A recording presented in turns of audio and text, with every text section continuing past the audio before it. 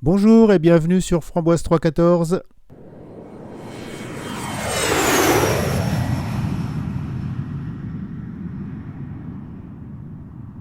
Alors aujourd'hui, on va parler d'un robot qui est un cobot. Alors ce robot MyCobot 280pi intègre un Raspberry Pi 4B. C'est une carte avec un microprocesseur 4 cœurs à 1 Go qui tourne sous Debian, donc sous Ubuntu ici. Il embarque ROS 2. ROS 2, c'est le système qui organise les modules du robot pour les faire communiquer entre eux et pour construire des applis robotiques modulaires. On a aussi MyBlockly, ça ressemble à du Scratch, ça permet la programmation visuelle. Et le Wi-Fi intégré au Raspberry Pi permet de se connecter facilement au réseau. C'est donc une plateforme facile à utiliser, évolutive, et qui est idéale pour l'enseignement et les projets des étudiants. Puis je vais vous montrer tout ça dans la suite de cette vidéo. Alors, j'ai reçu une boîte assez costaud, je vais vous faire un déballage très rapide. Il y a une dock pour le démarrage. C'est bien protégé. Alors le robot n'est pas très grand, il fait 280, c'est un 280, donc 280 mm de course. Mais on voit ici le Raspberry Pi 4 avec ses ports GPIO qui vont permettre de connecter ce qu'on veut dessus, bien entendu. On a la prise d'Alim qui ne sera pas utilisée puisqu'on a une Alim à l'intérieur du robot. On va retrouver ensuite les deux prises HDMI et la sortie son, donc le jack 3 mm 5. Et puis dessous, on va trouver la carte SD. Alors ça, c'est la carte SD d'origine. Moi, j'ai fait une copie, bien sûr, et j'ai pas travaillé directement sur la carte d'origine. J'ai mis une carte plus grande pour pouvoir stocker des programmes dessus. Et puis là, on a la partie commande. Donc c'est du M5 Stack avec ici la tête où on va pouvoir clipser des pinces et puis la caméra. Voilà la caméra ici. La pince. Alors j'ai pris un petit modèle de pince, je pense que j'aurais dû prendre le modèle au-dessus, mais bon, c'est le petit modèle. Et ça, c'est la base qui va permettre de monter le robot sur la table de façon stable avec ce petit serre-joint. La manette qui va permettre de piloter le robot manuellement, puis de faire de l'apprentissage. Donc là, je vais monter le robot sur la base. Les vis sont imperdables, donc vous avez juste à les serrer. On va mettre le clip pour fixer le robot sur la table.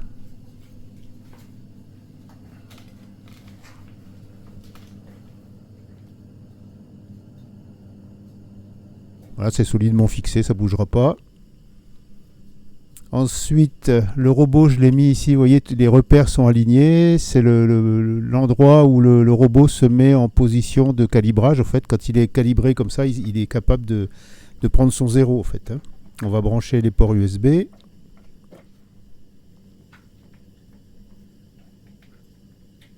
Le HDMI. Et l'alimentation.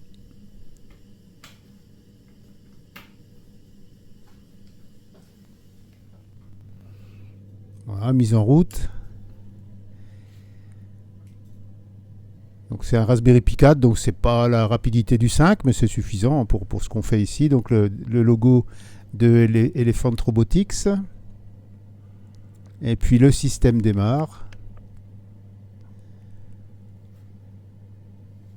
Bon, j'ai pas eu trop de mal à le faire démarrer, j'ai simplement francisé la langue et puis le clavier, puisque là j'ai utilisé un clavier AZERTY. Là c'est une matrice de LED que vous allez pouvoir mettre en différentes couleurs pour donner des informations par exemple. Voilà, donc mise à jour, etc. Enfin, c'est les trucs classiques quand on démarre un Raspberry Pi. Ça va se programmer en Blockly, donc ici en M-Block, donc des blocs adaptés au robot. Et puis en M-Block, j'ai fait quelques petits... On va lui faire faire des exercices pour s'assouplir, bien entendu. Je lui fais faire quelques exercices pour prendre en main un petit peu tout ce qui est déplacement.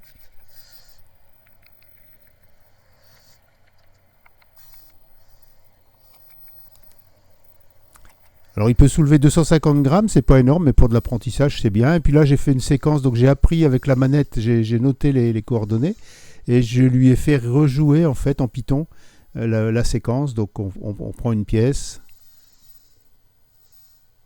on la soulève et on va la poser ailleurs. Donc ça c'est une séquence répétitive que je lui ai apprise.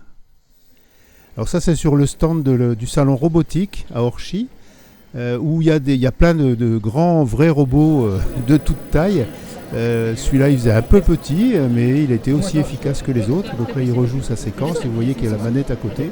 Et donc ça permettait au public de voir comment on peut programmer et apprendre avec un petit robot cobot.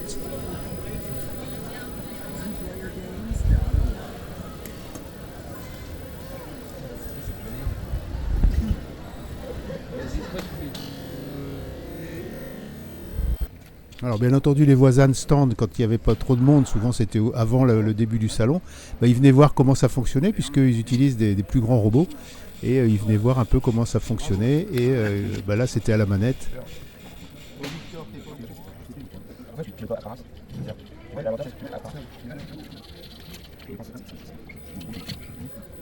Voilà, donc là ils ont tout à fait utilisé le robot comme on peut l'utiliser dans l'industrie puisqu'on a les mêmes...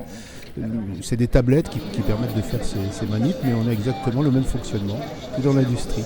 Et là, après, j'ai laissé les visiteurs s'amuser, entre guillemets, avec le robot, puisqu'ils avaient un challenge de prendre la pièce et d'aller la poser à un endroit déterminé.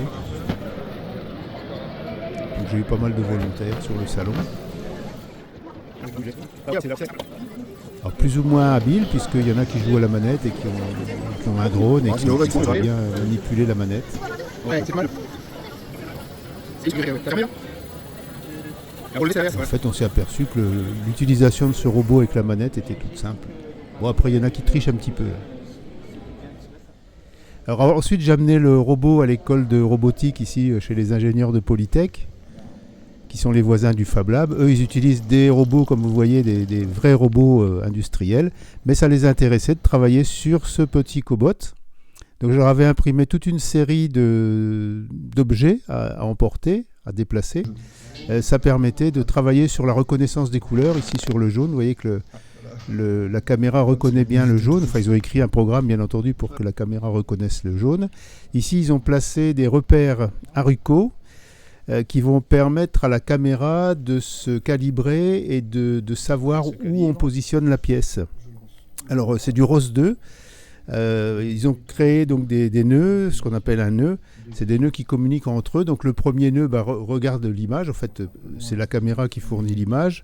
On a un deuxième nœud qui va pouvoir calculer les déformations de l'objectif par rapport à ces repères Aruco. Là, vous voyez le champ de la caméra. Ici, on voit la caméra et le champ qu'elle couvre.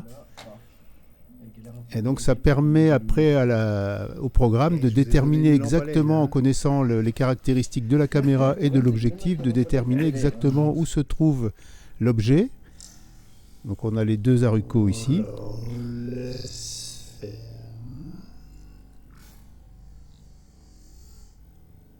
Et une fois que la couleur est détectée, on va pouvoir aller récupérer l'objet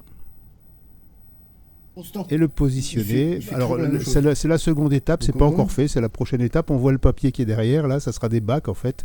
Ça sera un bac de couleur et les objets iront se ranger dans le bac de la couleur adéquate.